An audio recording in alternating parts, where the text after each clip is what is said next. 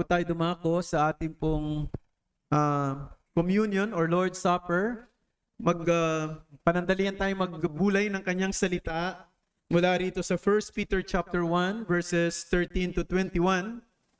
1 Peter chapter 1 verses 13 to 21, papamagatan natin on the price of our redemption. Kaya't ihanda ninyo sa gawain ang inyong mga pag-iisip, na supili ninyo ang inyong sarili at ilagak ang inyong pag-asa sa biyayang darating sa inyo kapag inihayag na si Hesukristo. Tulad ng mga masunuring mga anak, huwag kayong gumaya sa masasamang pagnanasa ng inyong kamangmangan noong una. Sa halip, yamang banal ang sa inyo'y tumawag, maging banal naman kayo sa lahat ng paraan ng pamumuhay. Sapagkat nasusulat, kayo'y maging banal, sapagkat ako'y banal. Kung inyong tinatawagan bilang ama ang humahatol na walang pagtatangi ayon sa gawa ng bawat isa, mamuhay kayo ng may takot sa panahon ng inyong pangingibang bayan.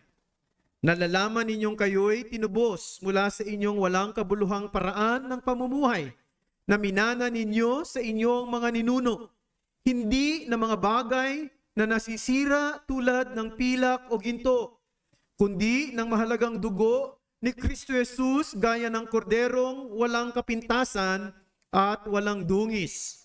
Siya ang itinalaga na ng una bago pa itinatag ang sanlibutan, ngunit inihayag sa mga huling panahon dahil sa inyo. Verse 21. Sa pamamagitan niya ay nanampalataya kayo sa Diyos na bumuhay sa Kanya mula sa mga patay at sa Kanya'y nagbigay ng kalwalatian. Kaya't ang inyong pananampalataya at pag-asa ay nakatuon sa Diyos. Ito po ang salita ng Panginoon. Si Apostol Pedro ang mga pangunahin sa kanyang mga sinusulatan o bumabasa ng kanyang mga sulat, ang background nila ay paganism. So, ay ganyan ang buhay na kanilang kinalalagayan. Parang natrap ang kanilang buhay sa ganitong klase ng paniniwala mula pa sa kanilang mga ninuno, no? Ang paganismo o ang pagiging pagan, ito ay naniniwala sa iba't ibang mga Diyos, naniniwala sa mga Diyos-Diyosan. Iba-iba nga lang ang level ng paganism nung unang panahon. May mga naniniwala na ang Diyos ay isang territorial gods, no? May Diyos sa isang lugar, sa isang society, sa isang community. May Diyos ng araw, may Diyos ng hangin, may Diyos ng buwan, may Diyos ng pananim, may Diyos ng tubig at marami pang iba. So ganyan ang kanilang pinaniniwalaan at isipin nyo kung ganyan ang paniniwala na ang buhay mo talagang aimless. Pero hindi lang naman siguro sila ang ganito, kundi maging tayo. Sa ating panahon, lumaki rin tayo, karamihan sa atin, sa mga paniniwala na ngayon maiisip mo nakakatawa o maaring kahindik-hindik yung mga paniniwala na yan. Ano? Na parang pagbabalikan mo, isipin mo, matatawa ka na lang. Pero nung panahon na yon, na pinaniniwalaan mo yon, parang talagang buo yung puso mo roon, buo yung kalooban mo, no? At nakikita natin sa lahat ng mga sitwasyong ito, iba-iba ang background ng mga tao na tinatawag ng Panginoon para sa kanyang sarili. At maaring yung ilan, ang kanilang background ay Buddhism, Hinduism, di ba? Paganism, yung iba hindi naniniwala sa Diyos, o iba naniniwala sa Diyos sa isang maling paraan, sumasamba sa Diyos-Diyosan, at iba pa. Ngunit sa isang hindi maipaliwanag na paraan ay biglang dumating ang liwanag, dumating ang unawa, at dumating ang biyaya ng kaligtasan. Isang biyaya na nakapagliligtas. Dumating yung tinatawag ni Apostol Pedro na ransom, na nagbigay ng kabayaran at nag-rescue sa atin mula sa isang walang kabuluhang pamumuhay. At dito natin makikita kung gaano kalaki ang pabor na dumating sa atin. Dito sa binasa natin, kapansin-pansin na nagsimula si Apostol Pedro sa isang negative statement. Nung kanyang sabihin that the price of our redemption was not of gold and silver. Hindi ito sa pamamagitan ng ginto o ng pilak. It was something infinitely costly. Alam nyo, pag pinag-uusapan ng pera, minsan nakakagulat o minsan isipin lang natin yung mga nananalo sa loto, no? Yeah, 'di ba? Minsan bago sasabihin, ina-announce pa sa radyo o sa TV, ganito na po ang halaga ng pwedeng mapanalunan. Nasa 50 million na. Ay talagang siguro yung mga nakakapakinig at kahit na siguro ako pag napapakinggan ko, parang napakalaking pera nun parang gusto ko nang tumaya. Parang ganyan, ano? 'Di ba? Parang kahindik-hindik yung mga ganyang pagka nakakaisip tayo ng halaga. Halimbawa, if you know the story of England, there was once a time, meron silang king na kung tawagin ay Richard the Lionheart. Itong si Richard the Lionheart ay he was captivated by the Austrian kingdom at that time. No, talagang nahuli siya at binihag siya. Alam mo ba na pinatutubo siya sa napakalaking halaga na yung halaga na yon ay pwede nating sabihin, pwedeng gawing mahirap at dukha ang buong Inglaterra. Milyon ang halaga. No, kung isipin natin yung ganong halaga, bakit napakalaki naman ng halaga ng pantubos? Kasi nga siya ay si Richard the Lionheart. No? Ito'y tao na kilala at mahalagang tao sa ating lipunan. Ganun naman talaga. We have to admit. Alam mo, kahit nasa ating bansa, may mga taong higit na mas mahalaga kaysa sa iyo. Kaya nga, may mga bodyguards sila. Yung pangulo ng ating bansa, ang buhay niya ay mas mahalaga kaysa sa kanyang mga bodyguards. Kaya yung mga bodyguards ay kung kinakailangan sila yung tumanggap ng bala na maaaring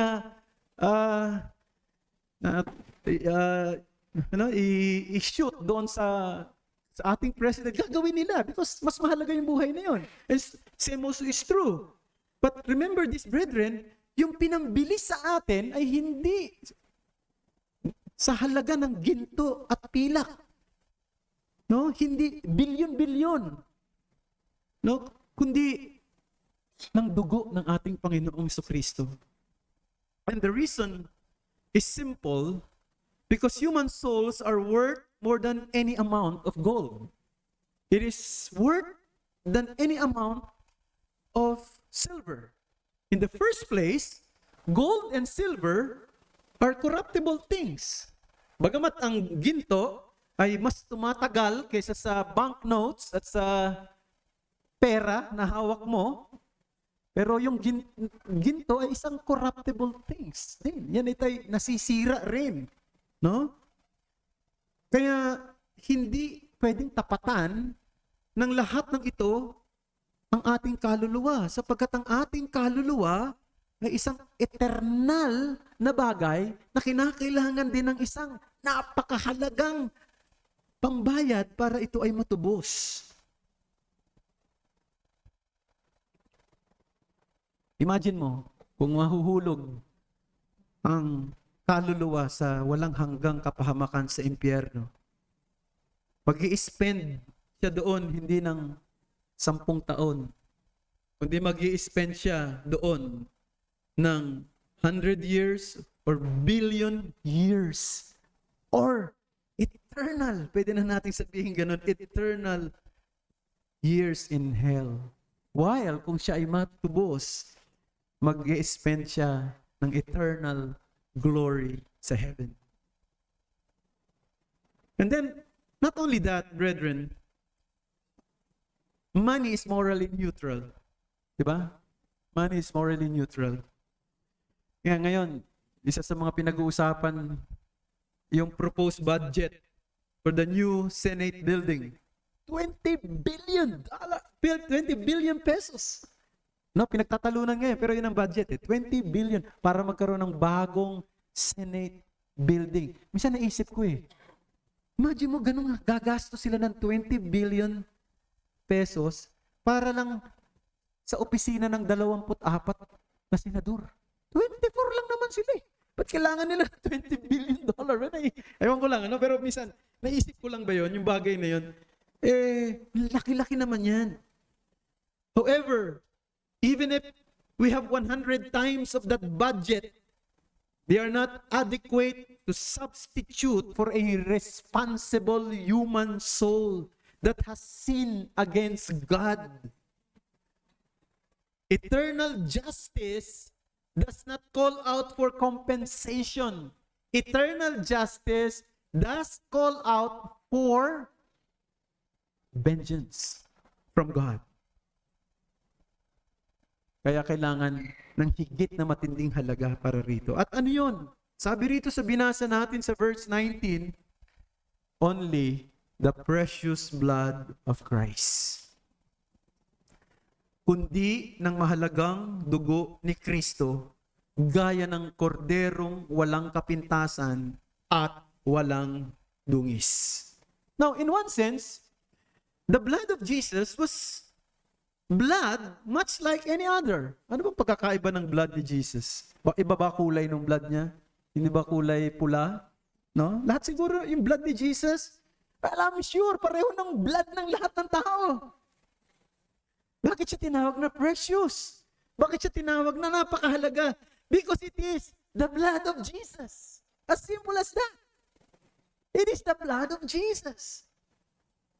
And Peter's reference to a lamb, binanggit niya yung salita rito sa verse 19 na gaya ng korderong walang kapintasan at walang dungis.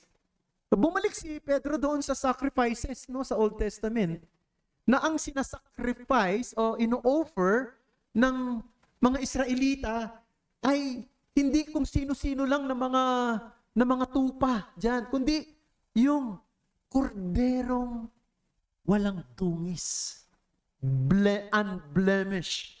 Yung korderong walang kapintasan. Hindi isang ordinaryong kordero na kukunin mo lang kung saan. Malaking insulto yan sa isang banal na Diyos. Kung ang i-offer mo ay may mga kapintasan, may batik, pilay, bulag, malaking insulto yan sa Kanya. Sapagkat ang Diyos ay isang banal, malinis, matuwid na Diyos. Kaya dito, makikita natin, bakit kinakailangan si Kristo ang mag-alay ng kanyang buhay? Sapagkat siya lang ang walang kapintasan. Siya lang ang walang dungis. Siya lang ang perpekto. Siya lang ang consistent. No? Sino sa atin dito ang consistent? Sa paggawa lagi ng nararapat at tama. Walang pwedeng magmalaki sa atin. Kahit na ang isang kilalang lingkod ng Diyos na maaring hinahangaan natin, may mga inconsistencies yan sa kanyang buhay. Si Kristo lamang ang nabuhay ng merong perfect consistency. Everything He did pleased His Father and satisfied the demanding standard required by the one who is absolute in holiness. At ang kanyang dugo ang pambayad, ang kanyang dugo ang siyang naglinis. Di ba? Pag-iisipin mong maigi yan, very embarrassing yan eh. Yun na nga lang bigyan ka ng regalo, no? Na medyo napaka-generous na regalo. Nakaka-embarrass. Di ba? Wow, ba't ako binigyan ng ganitong regalo? Nakaka-embarrass yun. O yung isang kaibigan na binigyan ka ng something na napaka, di ba, precious. Embarrass yan. No? Lalo pa nga siguro kung yung kaibigan mong yan, ibigay niya mismo yung buhay niya para sa'yo, ay mas matindi na yan. Yung minsan, maiisip mo yung mga bagay na yan, di ba? Pero, ganun ang ginawa sa atin ng Panginoon. Mas amazing, sapagkat tayo ay binili ng dugo ng ating Panginoong Jesucristo at nilinis ang ating mga kasalanan, bagamat hindi tayo karapat-dapat dito. That's something. That's more embarrassing, brethren. And therefore, we cannot take sin simply. We must take sin seriously. Kasi minsan, ang tendency natin, parang yung kasalanan may mga levels din sa atin. Ano? Parang pagkain. No? Ang dami pagkain dyan. Pipiliin mo yung gusto mong kainin. Siyempre, hindi man lahat dyan gusto mong kainin. No? Mahilig ba kayo sa gulay? Ha? Mahilig ba kayo sa inangat? Okay? Di ba? Siyempre, pipiliin mo yung masasarap na pagkain. No? Minsan, ganun din yan. No? Pag marami pagkain, pipili ka doon sa mga gusto mo. Hindi mo na pakainin lahat. Maliban lang kung medyo kakaiba ka na lahat na lang gusto mong kainin. Kunyari, may naglibre sa'yo sa Vikings. No? Kunyari lang. Minsan lang naman ako nakapasok sa Vikings at nilibre lang din ako. No? Pagdating mo doon, daan pagkain. Paano ko makakain lahat ng ito? No? Pero, minsan, uunahin mo yung sa tingin mo, mahal to, o masarap to, o minsan lang ako makakain ito, di ba? Oo, inakbet, o lagi na lang yan. Yung medyo, di ba? Siguro wala naman sa Vikings nung Lucky Me, wala naman siguro ganun dun. Yan ang laki namin pagkain sa bahay, wala naman siguro sardinas doon, wala naman. Ano. Pero ang punto ko lang, minsan ganun din ang tingin natin sa kasalanan. Maliit lang naman to, malaki lang na, naisip ko lang naman Nag-isip lang naman ako ng malaswa. No? Hindi ko naman ginawa. No? Nag-isip lang naman ako nainggit lang naman ako, hindi ko naman pinakita. No?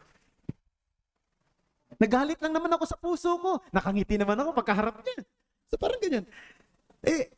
Tingin natin ganun ang kasalanan. Pero, mga kapatid, ang bawat kasalanan, gaano mang kalaki at kaliit ay dreadful sa harapan ng isang banal na Diyos.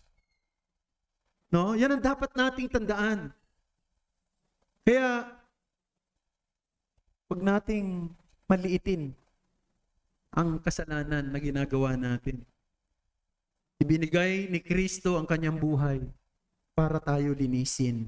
At siguro maganda ring pagkakataon yon na sa tuwing matutukso tayo na gumawa ng mali, gumawa ng kasalanan, isipin natin kung ano yung pinambayad para tayo matubos at maging katanggap-tanggap sa harapan ng isang banal na Diyos. Diba?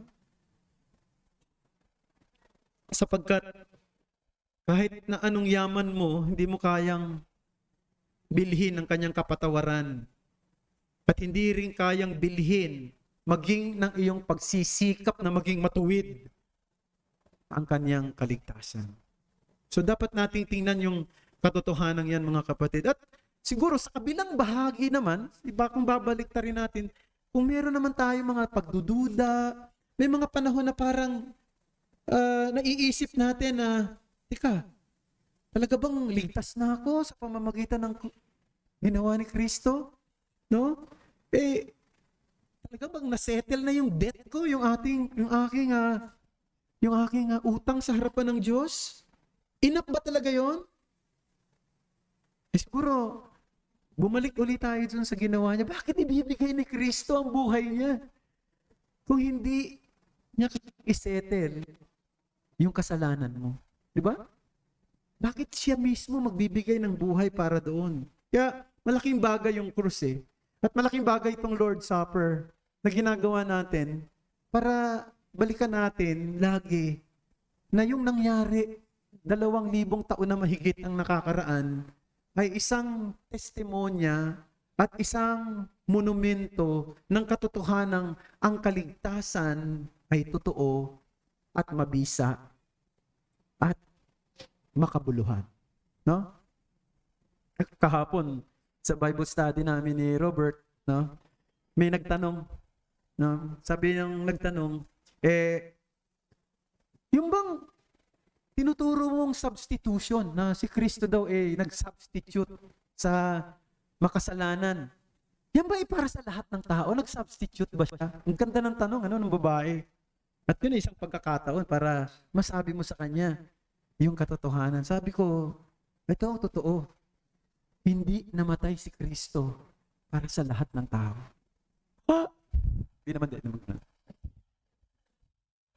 Hindi naman gumano. Pero ganun madalas ang tingin ng iba. Mandidilat ang mata eh. No? Hindi siya namatay para... Alam mo ba kung bakit? Kasi ang kamatayan ni Kristo pambayad eh. Sa utang. Kung pambayad sa utang yun, at kung namatay si Kristo para sa lahat ng tao, di lahat ng tao wala ng utang. Lahat ng tao ay ligtas na. Lahat ng tao ay napatawad na. Lahat ng tao ay pupunta na sa langit. Kasama na ang mga terorista, nakilala mo. Kasama na yung mga taong nakahindik-hindik na ginawa ang kasalanan dito sa mundo. No? Kasama na yung mga taong na yan, walang pakialam sa ginagawa nating Bible study rito. Naintindihan nyo? Sabi ko, namatay si Kristo para lang sa mga hinirang. Mahirap tanggapin, pero yun ang totoo. Kasi ganito eh. Meron din nagtuturo na namatay daw si Kristo para sa lahat ng tao, pero yun lang mananampalataya kay Kristo ang makaka-avail nung bisa nung kamatayan niya. So namatay siya para sa lahat, pero yung tatanggap kay Kristo, sila yung maliligtas at makaka-avail. Eh di lumalabas ngayon mga kapatid, kung walang tumanggap kay Kristo, namatay si Kristo nang walang kabuluhan. Tama ba? Halimbawa lang. Walang nanampalataya kay Kristo. Walang lumapit kay Kristo. Walang ay di, yung kanyang dugo na lumabas sa kanyang katawan ay nasayang lang. Hindi nasayang. Sapagkat siya'y namatay para sa kanyang mga hinirang at yung kanyang mga hinirang ay tatawagin niya isa-isa sa takdang panahon. Bibigyan niya sila ng liwanag para maintindihan nila yung ebanghelyo, maririnig nila, mababasa nila, maibabahagi sa kanila. At pag sila'y nanampalataya, doon, sa oras na yon, sila ay napatawad sa kasalanan at sila ay napawalang sala at tinanggap ng Diyos doon sa kanyang kalwalhatian. Ganong katindi yung ginawa ng Panginoon. Kaya nga, masasabi natin na our ransom is no trivial matter, brethren. No trivial matter. Because God is not impulsive unlike some human beings. Diba? The salvation of His people was no spur of the moment of thing. You know what? It has its roots in the furthest reaches of eternity past. Sabi sa verse 20, siya ay itinalaga na ng una bago pa itinatag ang sanlibutan, ngunit inihayag sa mga huling panahon dahil sa inyo. Anong punto nun? Ibig sabihin, matagal nang pinlano ang kaligtasan. Ang plano ng kaligtasan ay mas matanda pa sa universe. Mas matanda pa sa solar system. Mas matanda pa sa mundo.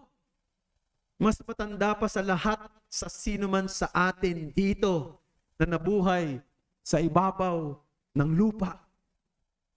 Matagal nang pinlano ang kaligtasan. Siya'y itinalaga ng una bago pa itinatag ang sanlibutan. Ngunit, sabi, inihayag sa mga huling panahon dahil sa inyo. Siya'y matagal nang tinalaga at nahayag sa huling panahon. So dumating si Kristo sa mundong ito para yung pagkakatalaga sa Kanya in eternity past ay maging totoo, maging makabuluhan, makita ng mga tao, mahawakan ng mga tao, at maging bahagi ng ating kasaysayan. Ang pagdating ni Kristo ay totoo. Hindi tayo saksi, pero ito'y totoo. No? Maraming bagay na maaaring hindi natin alam kung totoo. Halimbawa, sino bang magsasabi na si Krishna ay siya daw yung incarnation ni Vishnu? Di ba sa paniniwala ng mga Hindu? Sino magsasabing totoo yun? Walang ebidensya. Ang totoo, Si Kristo'y dumating, maraming nakakita, maraming nagpatunay sa Kanya na Siya'y dumating at naging taong tulad natin. Siya'y totoo, tulad ng mga kinikilala nating mga mahahalagang persona sa kasaysayan, tulad nila Napoleon, tulad nila Winston Churchill, tulad ng mga kilalang tao sa nakaraan, tulad nila George Washington, at ng marami pang bagay, mga taong maaring kilala natin dahil napag-aralan natin sa ating history class. Siya'y totoo. At siya'y dumating dito sa mundo na buhay ng matuwid, namatay tulad sa isang kriminal. Pagdating sa kaparusahang kanyang tinanggap, ginawa niya ang lahat ng ito. Bakit? Bakit niya ginawa ang lahat ng ito? Sabi rito, sa pamamagitan niya ay nanampalataya kayo sa Diyos na bumuhay sa Kanya mula sa mga patay at sa Kanya ay nagbigay ng kaluwalhatian. Kaya't ang inyong pananampalataya at pag-asa ay nakatuon sa Diyos. Bakit siya namatay? Dahil sa inyo. Diba doon sa verse 20, dahil sa inyo. At sa verse 21, sinasabi niya, at ang sino mang nanampalataya sa Kanya ay merong pagpapala ng buhay na walang hanggan, kaluwalhatian at pag-asa sa Kanya. Ito yung pagpapala na dumating sa atin. At ito ang inaalala natin every now and then. Ito ang binabalikan natin sa tuwing tayo ay nagsiselebrate ng Lord's Supper. At sana, sabi ko nga, hindi natin ginagawa ito dahil bahagi lang ng ating schedule, kundi ginagawa natin ito dahil pinatitibay natin ang ating pag-asa. No? Pinatitibay. Alam mo yun, yan ang trabaho ng Lord's Supper. To strengthen your hope in Christ. Na yung pinanampalataya natin ay totoo, hindi man tayo saksi. Dahil wala naman tayo nung panahon na yon.